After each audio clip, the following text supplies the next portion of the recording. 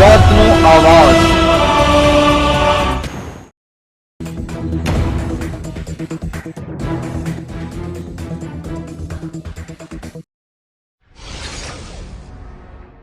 વડોદરા જિલ્લાના સાદલી ગામે મહિલા સરપંચના પુત્ર દ્વારા મહિલા સદસ્યના પતિ ઉપર લાકડીના ફટકા મારી હુમલો કરાતા ચકચાર મચી જવા પામી હતી।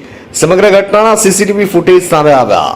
વડોદરા જિલ્લાના શિનોર તાલુકાના સાદલી ગામે જૂની અદાવતને સાદલી ગ્રામ પંચાયતના મહિલા સદસ્યના પતિ ઉપર મહિલા સરપંચના પુત્ર દ્વારા લાકડીના ફટકા મારી જીવલેણ હુમલો કરતા ભારે ચકચાર મચી જવા પામી છે।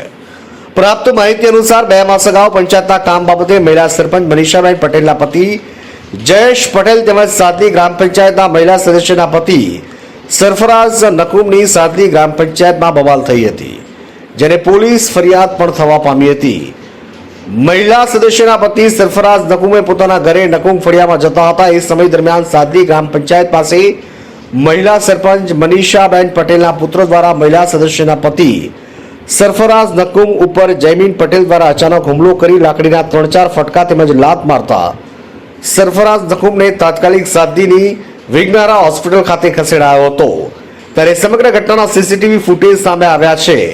બનાવ અંગેની જાણ શિનોર પોલીસને થતા શિનોર પીએસઆઈ આર મિશ્રા તેમજ કરજણ સીપીઆઈ તાત્કાલિક ઘટના સ્થળે દોડી આવ્યા હતા અને શિનોર પોલીસ દ્વારા સરફરાઝ નકુમની ફરિયાદ લઈ સીસીટીવી ફૂટેજના આધારે આરોપીને ઝડપી પાડવા ચક્રો ગતિમાન કર્યા છે। માછથી મોહસિન કારાનો રિપોર્ટ।